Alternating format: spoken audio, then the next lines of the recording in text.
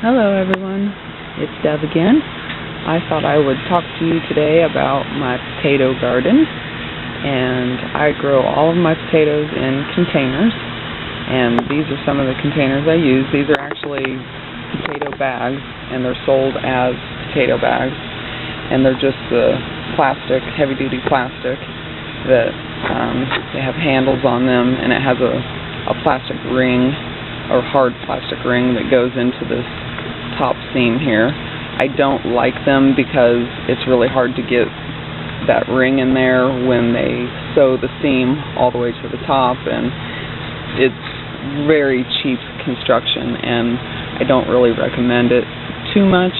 But if you don't have anything else and you can find a better brand than I got, then perhaps you could try it. They do have this little door down here, a little Velcro tab that you can reach in there to harvest new potatoes if you wanted to.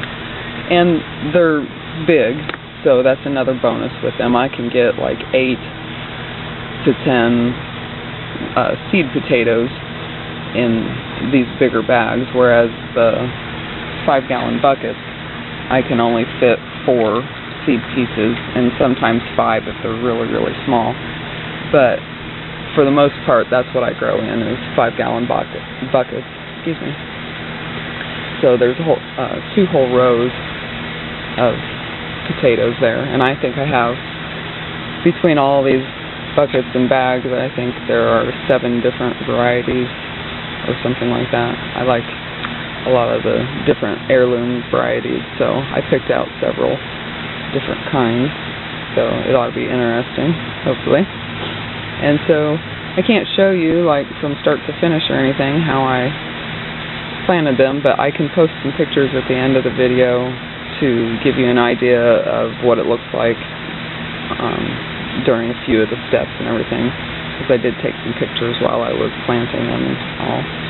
But I can show you the buckets, how you want to set those up. The bags already have drain holes in them right there, so you don't have to worry about that. They already come with the drain holes. But when you're using a bucket, then obviously you're going to have to make the drain holes yourself.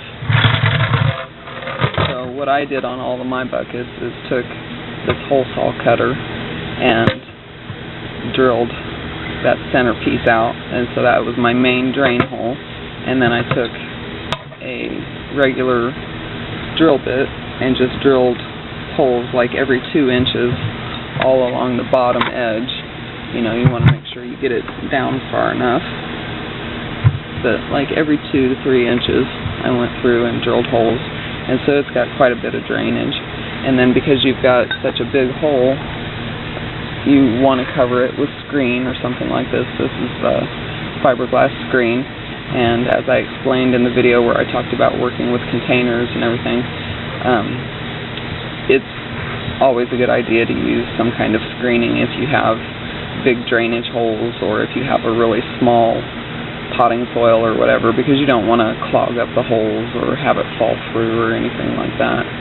And so for these buckets, I actually cut circles that were exactly the size of the bottom. And so when I drilled the hole out, I just turned it over and set the piece of screen right down in there, and then started my process. And so I've got that drainage hole and the ones on the sides. So that's what you need to do for drainage. And then if you have trees or that give off whirlybirds like mine, I have maple trees that give off those little helicopters that go whirling down to the ground. And those can be a huge pain in the butt when you're planting in the spring and you got all your containers all made up, and then the whirlybirds start falling down into your containers, and it's a real hassle. And so I take more screen, and I actually cut this. These are the pieces that I use in the spring, and I cut it too big, and then I have those great big rubber bands that you can get at the office supply store, and it fits perfectly around the rim of this, and it holds that screen right on there. So the water will go through, but all the debris and the leaves and the whirlybirds will stay out, and it keeps them nice and clean and everything.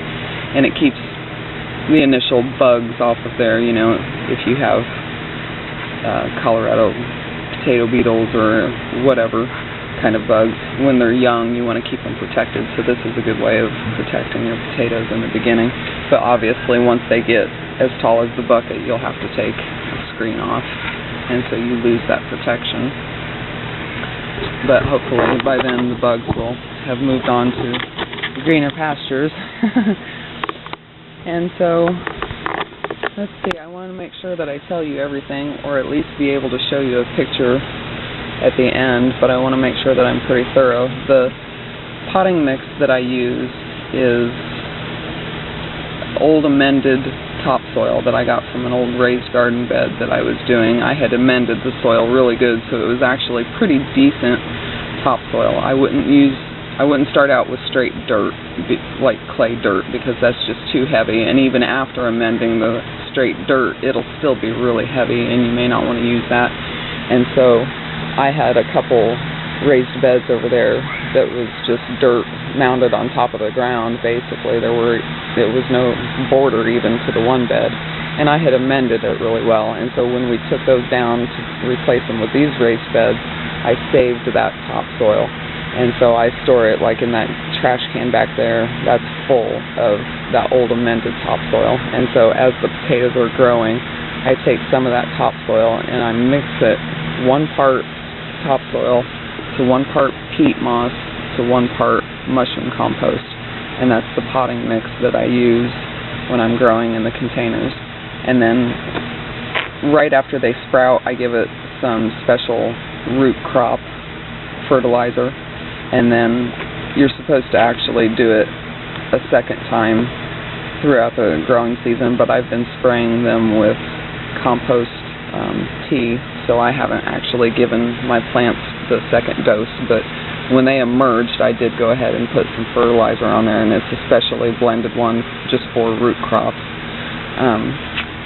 So you want to take that potting soil and you're going to fill it just about 4 inches with your potting soil. After you put the screen down in there and everything, and you have your drainage, you put about 4 inches of the potting soil in there. And you could go 6 inches, but that's an awful lot, because this, you know, even though it's a 5-gallon bucket, it's still relatively small, you know, compared to potato plants. So I usually only go about 4 inches on the bottom layer. And then you'll take your seed pieces, whether they're the whole ones or whether you've had to cut them up into small chunks. You'll take about 4 of those and lay them on top of the soil. And each seed piece needs to have at least 1 sprout. And it can have more than 1 sprout, of course, but at least needs to have 1 sprout. And if you have big potatoes that have several sprouts, you just cut the potato into sections to where each section has at least 1 sprout. And then that 1 piece will be your seed piece, and so that counts as 1 piece. And so you put 4 pieces down here in the bottom, and then you're going to cover it with about 1 inch more of your potting mixture. And then you, of course, water it in really well. And I wanted to mention about the seed pieces. If they're the whole pieces, you can just plunk them right down in there, because sometimes you get the little baby new potatoes as seed pieces at the nursery, and with the sprouts on them and everything, and those you just plant right down in there. If you have a big potato that you cut up into sections, then what I do is I either spray the cut sections with colloidal silver, or that's what I usually do, but this year I sprinkled cinnamon on all the sides, and I rubbed it in so that the whole potato, where it was cut, just on the cut sides, the whole potato was covered with cinnamon. And because it's antibacterial and antifungal and everything, and the whole point of using cinnamon or colloidal silver or something like that is to make sure that when the potatoes go down into the soil, that they don't have that that risk of getting any kind of pathogen that might be in the soil. And conversely, you can also let them sit out for about 24 hours, you know, just cut them up and then let them sit out at room temperature to heal over. And so it kind of forms like a scab just like if you were to get cut and your body heals over. The potato will also do that, so it'll form a nice heel, and so you would just plant them the next day. So you just have to be prepared a little bit for that. Or you can do a combination of both. You can cut them and then coat them with colloidal silver or cinnamon, and then additionally let them sit for 12 to 24 hours before planting them down in the dirt. And then, of course, like I said, you put the inch of soil on top of it and water it down really well. And I'm going to have to explain how to do the rest of it here in another segment because I've just run out of time on this one. So bear with me and I'll be back. Thanks. Okay, so once you have your soil down in the bottom, you're going to put your seed potatoes in there and you're going to cover it with about an inch of soil. Now if you have potatoes that have really long sprouts, it depends on how long they are. Sometimes if they're really long, like 6 inches long, you want to cut those down. But it's okay to have the sprouts about an inch tall or whatever. And if they're poking up out of the soil a little bit, that's okay too. It's not going to hurt anything. And so after about 10 days, 8 to 10 days or so, depending on your weather, those little sprouts, especially if they're buried and you don't see anything, you'll start to notice something growing out of the soil, and pretty soon they'll just be little tiny baby plants and they'll start growing leaves and everything. And once they get about 4 to 6 inches tall, then you want to start hilling them up, and that's what farmers do to prevent the potatoes from getting green, because if the potatoes are exposed to sunlight, then wherever they're exposed, they'll start to turn green, and that part is actually poisonous to us to eat. We are not supposed to eat the green potatoes because that's not good for us. It can make you sick. And if you eat enough of it, I guess it can make you die. I don't know, but I know it can make you really sick. And so they hill up the potatoes as the potatoes are growing.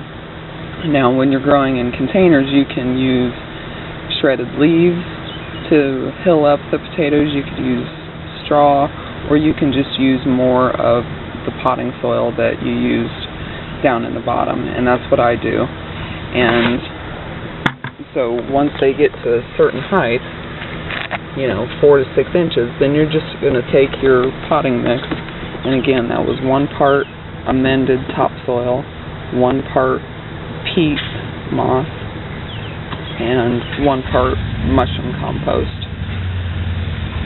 Sorry, neighbor's motorcycle. And so you'll take that and you'll mix it up really well, and once they emerge, you'll go ahead and put some special fertilizer on there if you have it. Like I said, sorry about that. Mine was a specific root crop fertilizer, and so I sprinkled some down in there, and then I started filling it up with dirt, and you'll just take the dirt to right below the top leaves. Now, like Mel Bartholomew, he was explaining in his little video about growing in buckets that you just bury the whole plant, and I guess I've never been brave enough to do that, so I just go right up to the top leaves, because that's how I've always heard it, should be done. And so, every 2 weeks, they'll just keep growing and growing, so every week or every 2 weeks, however often you need, just add a little bit more dirt, and, so you'll just add like an inch, like once a week, once every 2 weeks, however often you need, until you get basically to the top of the container. Now, not all potatoes will grow up the vine, and they'll only grow at the bottom, and therefore it may not be necessary for you to hill them up like that. But unless you know which kind of potato you have and whether it grows up the vine or stays at the bottom of the vine, you might want to go ahead and hill them up anyways, because that gives stability to the plants as they're growing really tall. Because like this one, this is a huge mango plant, and so if I hadn't filled that bag as far as I did with soil, they would be really floppy, and I actually have a little bit more room that I could probably add some more soil in. I'm just not sure if I want to or not, because these don't seem to be the hilling type, the type that grow up the vine. So I'm not sure if I should be worried about it and waste my time with putting even more dirt in there or not. So I don't know. I may just keep it at this because this is actually really close to the end of its season, and you can tell it's starting to form flowers right there. Hopefully my camera's good enough to get that. But it'll flower, and then the whole plant will start turning brown, and the stems will start falling over, and that's signaling you that it's time to harvest the potatoes.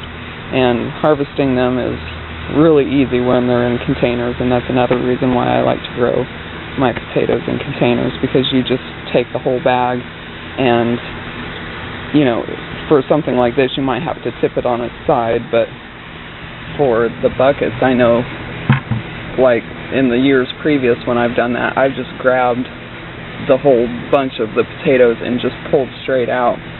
And what you'll want to do is just put a tarp down and put your bucket in the middle of the tarp, and like I said, just tip it on its side, grab the whole bunch of potatoes, you know, just grab the whole lot of them and just pull it out of the bucket. And if you are shaking if you shake it off, you'll start to see the soil and the potatoes will start falling, and some of the potatoes will still be attached to the vine, so you'll have to take those off and everything. But it's super easy to harvest these because it's just virtually no mess, and you're not going to do any damage to them by digging into the ground or anything. You're just dumping out the bucket and picking out your potatoes. It's extremely easy. Now, the downfall to growing in these buckets is that it's very limited. I mean, there's, you know, a very small space, so you're only going to get so many potatoes, and they'll probably just be the little new potatoes. So don't expect a huge harvest from growing in containers, because you're probably not going to get it. Now, these potatoes will get a little bit bigger because they have a little bit more room to grow, but depending on the size of your container, you'll probably get just little new potatoes, but that's okay. And you know, I can only grow in containers because of animal issues.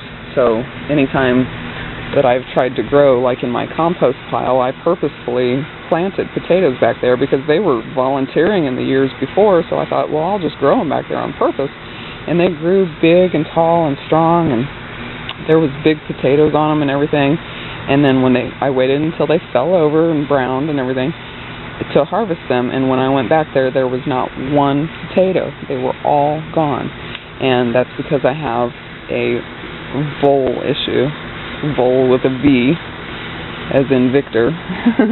And they love potatoes, and so the only way I can get potatoes is to grow them in buckets where they're safe and protected. And also the dirt around here is just so clay and compact that I can't grow them in the ground anyway. So, you know, it was either the compost pile or the containers, and the containers won, actually.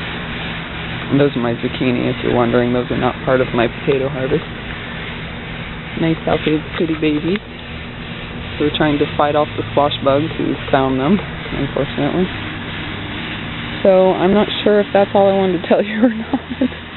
I do want to go ahead and post pictures at the end of the video, and I'll show you the beginning stages of it, and also I'll show you what it looks like when you're dumping the bucket out and everything, so that you get some idea. But like I said, it's not going to make a huge potato harvest, but you should be able to get several batches of potato salad if you have this many buckets. I probably have 20 containers or so altogether. And yeah, like I said, you wait until they brown and fall over, and that's their signal to tell you that they're done. And that's when you dump out your buckets. And I always save the soil because you can reuse it as long as you add fresh compost to it next year. There's no reason why you can't reuse it unless there was some kind of disease, and then you may want to not reuse it again for potatoes.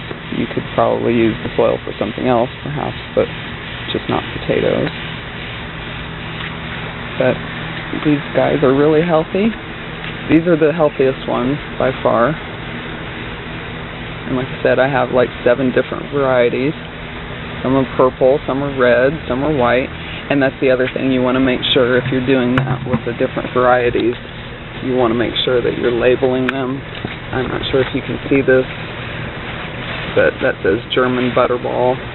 So, and I wrote the year on them because I can reuse these for several years. So unless you have like a diary where you have it plotted out and you never move your containers, you could do it that way. You could just write it out on paper, but that's what I did with my beds.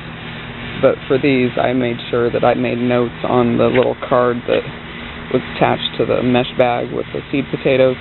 I wrote on the card how many pieces of seed pieces I got and which buckets I planted them in, like, you know, the green or white or bags or whatever. And in some cases I even wrote it there on the buckets. So, well, that one I did because I combined two different types in there, so I wanted to make sure that I marked that one. But you can do it however you want. Just make sure that if you care to know which types they are, that you either label the buckets or label the cards or make a graph paper and write down each type that you planted. But if you don't care what they are and you just want to eat them, then obviously that's not going to be an issue. And that's all that I have time for. If you have any questions, let me know. Thanks for watching.